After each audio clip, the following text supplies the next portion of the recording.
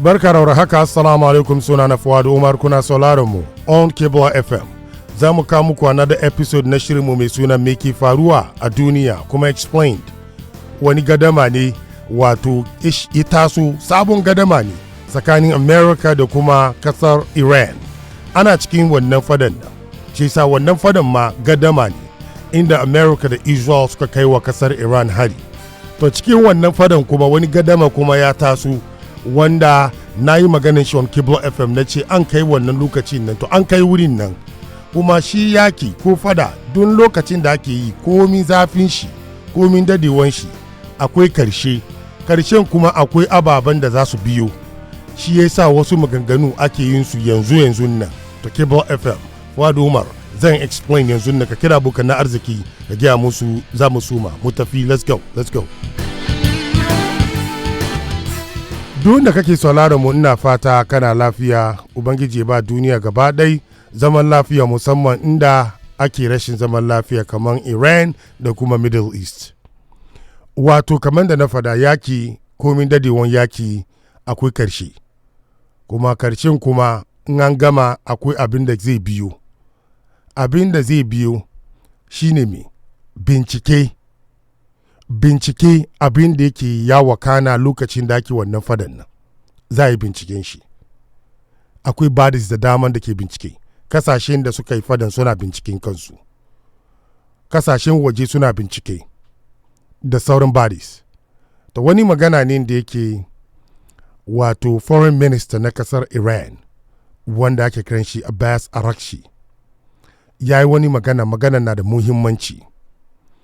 Abbas Arakshi ya ce wai Iran tana da wannan dronin ta wanda ya kan Shahed wato drone. In kuna kallon kan screen ku on Cable FM, shi ke ta agu na Iran kenan. In ji Iran ta ce wai kasar America ta yi da gangan ta shirya wani drone da ya kan shi Lucas, wai ce ta bari ya yi kama da irin nata na Iranin nan. Wai da ta yi wannan domin ta yi amfani da shi tana halbawa yana cutar da mutane cikin Middle East na, domin a zata kamar wa'annan nan kuma Iran ke jefawa. In ji Abbas Arakshi ya ce wai wannan da gangan ne kuma ana yin shi da niyya domin a bata tsakanin Iran da wasu mutane. Amma Abbas Arakshi bai ce kamar Iran ba su harba wannan drone na sha'idin ba, bai fada ka ba. Amma wai America ta shirya irin shi guda kuma tana amfani da shi wannan Middle East na. Ya ce alama ya nuna musu kamar tana harbawa cikin wasu wurare inda aka gan wannan da yake ya yi kama da na Iran na sha zata kamar na Iran ne. Shi yasa kai mai sauraro ta dama za ka gan na America na wurin nan, ga na Iran kuma a wato tagu na America na ta dama. Lucas, ina son ka zama ku zama alkalai. Shin abin ya yi kama? Maganan Abbas Arakshi hankali na dauka wannan magana. Ka tambaye kanka kuma ku rubuta naka commenting na. Abin da yasa wannan magana shi ke da muhimmanci kamar da na faɗa, akwai dokoki cikin duniyar munga da ke sa aka kare kowane irin yaki ne a ji a yi binciken yakin nan. Domin cikin yaki akwai wasu wuraren da yake dokokin sun kiyaye, sun ce kar a taba wannan wuraren nan. Kar a taba shine inda mutanen da yake ba sojoji ba ne, civilians ne, suna zama kawai, shi ka ganka musu hari gidansu da sauransu da gangan. To wannan yana cin karo da dokokin da zai sa za a bi kan a yi bincike wannan yakin in an gama. Zai sa akwai wasu wurare kaman makaranta, school kenan, inda ake karanta da yara. Dokoki ya nuna in dai ba mai da wurin bezin sojoji ba, yara ke karatu wurin nan, in kai da ganga taba wurin nan ka cutar da yaran, shi kuma ana bincike, ka taka doka.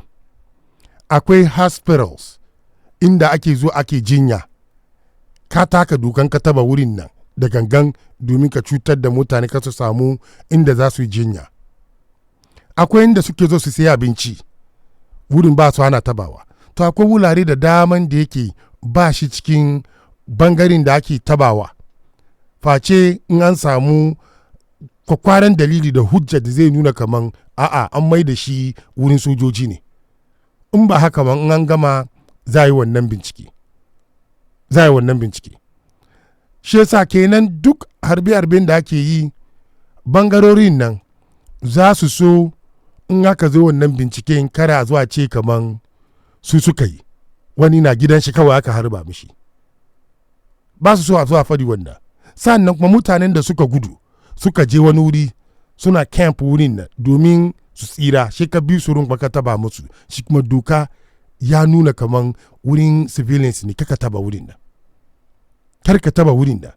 Waɗanda suke taimaka kuma waɗanda yakin ke sa su wahala suka bar gidajensu, su kuma wato wannan volunteers na humanitarian su kuma ba taba su lokacin da ake yaki. To waɗanga wuraren ga duka da na lissafa an kusa taba dukkansu cikin wannan yakin da ake yi harin da aka kai wa Iran da kuma sauran kasashen da abin ya yi impact cikin Middle East. Za ka samu wani na nan, wasu na nan ba san hawa ba san sauka ba, an jefa abin kuma ya cutar da su. Kakan za a yi bincike shin da gangan ne koya. In mun tuna rana na farko da aka kai hari, me faru? Cikin inda aka kai wannan harin nan akwai makarantar yaran mata kanana cikin Tehran. Kananan yara mata da suka je karatu kusan 200 sun rashi rayukansu, kuma sama da 300 aka ce suna cikin jinya mai zafi mai sanani. Kaga wani abu hakan ga da ya faru, in mun tuna akwai Donald Trump shugaban kasar America ya karyata ya ce kaman ba America ta yi ba, domin abin da ya sa ya karyata shi ya san kaman doka bai ba da dama a yi wannan harin ba, kuma a alama kuma ya nuna ya san kaman makaranta ne, shi yasa yana kan kaman kai ta kaka za ka yi wannan wanga wuni, shi yasa shi ya kanga ba ce kaman ya kai harin nan da gangan, ba cewa ya kai wannan harin nan da gangan, amma tun da shi ne shugaba yana cikin waɗanda suke yakin, za a ce shi ke ba da umarni a yi yakin ko kada a yi. Yasa kenan shi kuma za a yi bincike yanda aka yi wannan makaman suka fada ciki kan wannan makarantar, domin da aka yi bincike na wannan lokacin ga ya nuna kaman gaskiya makaman kasar America ne suka fadi cikin wannan makarantar nan. Kaga nan shi kuma an yi binciken da aka yi kuma wani bangare cikin kasar America sun ci karo da irin nashi fahimtar da ya so ci kaman ba na America bane. Farko ya ce wai Iran ne ta yi da gangan ta buge wurin nan, amma binciken da aka yi sufa cikin kasar America ya nuna kaman makaman America ya fara kan wannan makarantar nan. To kaga wannan ya kamata su shirya dalilai da hujja, in an gama wannan yaki za a yi binciken shi, domin ya fada cikin wuraren da yake an ce karata baka da wani abu da zaka nuna kaman ba wato wurin sojoji ne. Kagan ba wanda ya kawo wannan har yanzu da ake cire yaran, kuma duk lokacin da ake cire su ba cire soja ko daya ko wani makamai ba banda wanda aka harba. Yasa wanga duka suna cikin examples nan wanda in an kare wannan yaki ICC za ta yi bincike, United Nations ta yi wato fact finding, shine mai ta je mission ta duba abin da aka yi duka, ta yi magana da waɗanda yake sun shaida abin da aka yi. Sa'annan kuma akwai wasu mutane ma nan suna kwasan wasu makaman bayan an harba su boye, duka an yi wato independent bincike kan shi, a duba waɗannan ababen da nasu wane ne, yaushe ya fadi, ina hujjojin. Yasa za ga wani lokaci abu na fadowa shi ana dukan video, ana dukan hututunan domin a hahada su a matsayin hujja da dalilai. In an gama yakin nan a zo a yi wannan binciken nan. Shi yasa wannan gadaman da ake yin yana cikin abin da yasa shi Abbas Arakci ya ce wai yanda America ta shirya droninta da ya kama da na Iranin na, wai wannan harbe-harben da ake cikin Middle East da kare a yi mamaki a samu America ta jejefa wannan drones da she a zata kamar Iran ne wai a yi hatara amma ta ga alama America tana yi. America kuma ta ce karya ne. Ta ce karya ne. CENTCOM ta ce karya ne. Su ne wanda suke jagoranci wannan yaki na bangaren America sun deny wannan abin sun ce karya ne. Duk kasashen da ke cikin Middle East wai ba su kai musu hari. Suna kai hari ne daga Iran inda suka ce wai suna da matsala da ita, matsala ne kuma mai sau da yake duniya kowa ya sani batun shanin nuclear program su da sauransu.